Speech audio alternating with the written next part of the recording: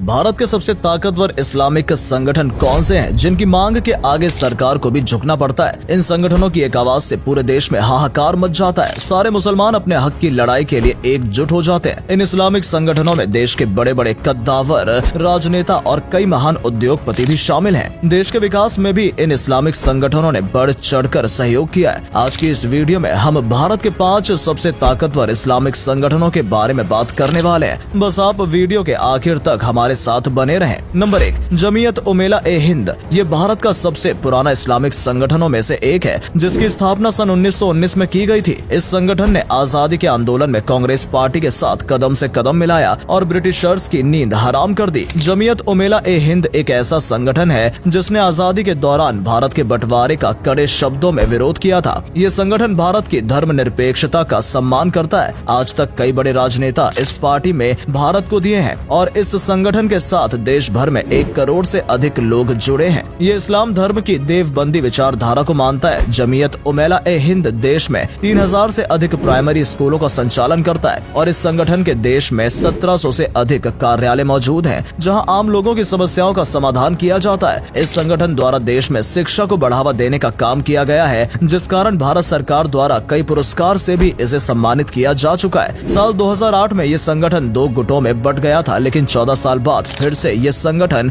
एक होकर देश के मुसलमानों के राजनीतिक और सामाजिक हितों में अपना योगदान प्रदान कर रहा है। नंबर 2, तबलीगी जमात। ये मुसलमानों का दुनिया का सबसे बड़ा संगठन माना जाता है। सन 1926 में मौलाना मोहम्मद इलियास कांदलवी ने इस संगठन की स्थापना की थी। ये पूरी तरह से एक गैर राजनीतिक संगठन है। इस संगठन का उद्देश्य दुनिया में इस्लाम धर्म का प्रचार प्रसार करना है। ये संगठन इस्लाम धर्म के सुन्नी समुदाय के लोगों का है। आज भारत सहित दुनिया के 150 से अधिक देशों में इस संगठन से लोग जुड़े हुए हैं। साथ ही संगठन के कुल सदस्यों की संख्या 35 करोड़ से अधिक बताई जाती है। तबलीगी जमात द्वारा अलग अलग देशों में हर साल मरकज का आयोजन किया जाता है। भारत में दिल्ली, मुंबई, भोपाल और हैदराबाद जैसे बड़े शहरों में मरकज का आयोजन होता है। वहीं बांग्लादेश के ढाका शहर में आयोजित होने वाले सालाना समारोह में 1 करोड़ से अधिक लोग जुड़ते हैं। तबलीगी जमात से आज रूस, America, Japan, Indonesia, Germany, France जैसे कई देशों के लोग शामिल हैं। इस संगठन के लोग 10, 20 या 30 लोगों का ग्रुप बनाते हैं और अलग अलग देशों में जाते हैं। वो वहाँ जाकर मस्जिदों में ठहरते हैं और इस्लाम धर्म का प्रचार प्रसार करते हैं। मुसलमानों को ये धार्मिक शिक्षा देते हैं और साथ ही रोजाना नमाज पढ़ने की प्रेरणा भी देते हैं। तबलीगी जमात का पूरे भारत में अच्छा खासा प्रभाव देखने को मिलता है। हालांकि आपको जानकर हैरानी होगी कि सऊदी अरब में इस संगठन को बैन किया जा चुका है। Number 3, all India Muslim personal law board. मुसलमानों से जुड़ा जब भी कोई मुद्दा भारत में उठता है तो उसमें all India Muslim personal law board का नाम जरूर शामिल होता है। ये भारत में मुसलमानों की ऐसी प्रतिनिधि संस्था मानी जाती है जो मुसलमानों के मुद्दों के निपटारे के लिए मुस्लिम कानून या शरीयत की वकालत करती है। भारत में मुसलमानों से जुड़े सिविल मामले मुस्लिम पर्सनल लॉ शरीयत एक्ट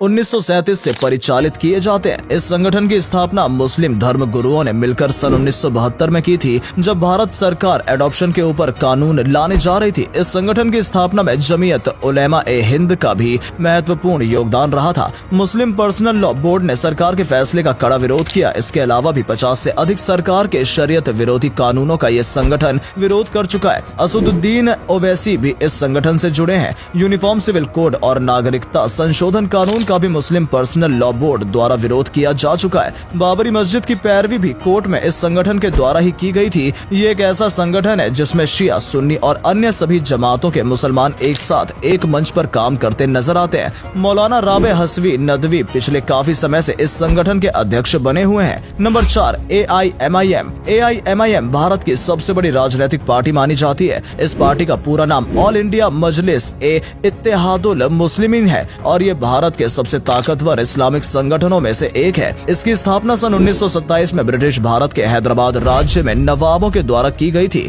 AIMIM के द्वारा देश भर में 12 कॉलेज, 9 हाई स्कूल और 2 हॉस्पिटल संचालित किए जाते हैं। ओवैसी स्कूल ऑफ एक्सीलेंस और दक्कन मेडिकल कॉलेज की गिनती भारत के टॉप शिक्षा संस्थानों में होती है। ये एक ऐसा संगठन है भारत के मुसलमानों की आवाज को बड़े मंच पर लाता है। इस संगठन के कई राजनेता भारतीय संसद के भी सदस्य हैं। सन 1984 से लेकर आज तक AIMIM की हैदराबाद की सीट से चुनाव जीतती आई है। वर्तमान समय में असदुद्दीन ओवैसी इस पार्टी के अध्यक्ष है। भारत में मुसलमानों के ही नहीं बल्कि किसी भी धर्म या संप्रदाय के खिलाफ जुर्म होता है तो ओवैसी उस जुर्म के खिलाफ जरूर आवाज उठाते हैं। इस संगठन की एक पुकार से ही हजारों की संख्या में मुसलमान इकट्ठा हो जाते हैं और कई बार AIMIM की मांगों के आगे सरकार को झुकना भी पड़ता है। जल्द ही इस संगठन के द्वारा एक लीगल सेल बनाने की प्लानिंग की जा रही है, जिसके जरिए गरीब, बेकसूर और जरूरतमंद मुसलमानों के केस फ्री में लड़े जा सकेंगे। Number 5, popular front of India. Bharat के सबसे ताकतवर इस्लामिक संगठनों में से एक पॉपुलर फ्रंट ऑफ इंडिया भी है। हालांकि इस संगठन को अक्टूबर 2022 में भारत सरकार द्वारा 5 साल के लिए बैन किया जा चुका है। पॉपुलर फ्रंट ऑफ इंडिया की स्थापना साल 2007 में की गई थी। इस संगठन का उद्देश्य भारत में मुसलमानों की आवाज को जोर शोर से उठाना और उनके हक के लिए लड़ना है। लेकिन धीरे धीरे इस संगठन कट्टरवादी धारा को बढ़ावा देने लगा। देश में कई जगह हिंसा भड़काने के आरोप इस संगठन के ऊपर लग चुके हैं। पिछले कई सालों से पॉपुलर फ्रंट ऑफ इंडिया को बैन करने की मांग की जा रही थी और कई राज्य पहले ही इस संगठन को बैन कर चुके हैं। केरल और कर्नाटक की राजनीति में इस संगठन का अच्छा खासा प्रभाव माना जाता है। देश के 23 राज्यों में इसके सदस्य मौजूद थे और 15 राज्यों में से इसके हेडक्वार्टर्स मौजूद हैं। बहुत से लोग इसे मुसलमानों का RASAS संगठन भी कहते हैं। इसकी कट्टरवादी विचारधारा इस्लाम धर्म के विपरीत है और यही वजह है कि कई मुसलमान भी इस संगठन का विरोध करते हैं। इस संगठन के कई आतंकवादी गतिविधियों में लिप्त होने की बात भी सरकार को पता चली है, इसलिए इनके कई ठिकानों पर सरकार ने छापेमारी की और सदस्यों को हिरासत में भी लिया। हालांकि इस संगठन के कई स्कूल और कॉलेज आज भी देश में संचालित किए जाते हैं। दोस्तों, इसके अलावा भारत में मुस्लिम राष्ट्रीय मंच, ऑल इंडिया सुन्नी कॉन्फ्रेंस, मुस्लिम इंडिपेंडेंट पार्टी और वक्फ बोर्ड जैसे अन्य कई इस्लामिक संगठन हैं जो इस्लाम धर्म के प्रचार प्रसार के साथ साथ मुसलमानों के हक के लिए अपनी आवाज बुलंदी के सामने उठाते हैं। पूरे विश्व में सबसे अधिक मुसलमान आबादी के मामले में भारत दूसरे स्थान पर आता है। हर धर्म के लोगों को अपनी आवाज उठाने और सम्मान से जीने का अधिकार प्राप्त है और यही सुनिश्चित करने के लिए संगठनों की स्थापना की जाती है। आज भारत जिस मुकाम पर खड़ा है उसमें मुसलमानों का भी अहम योगदान रहा है।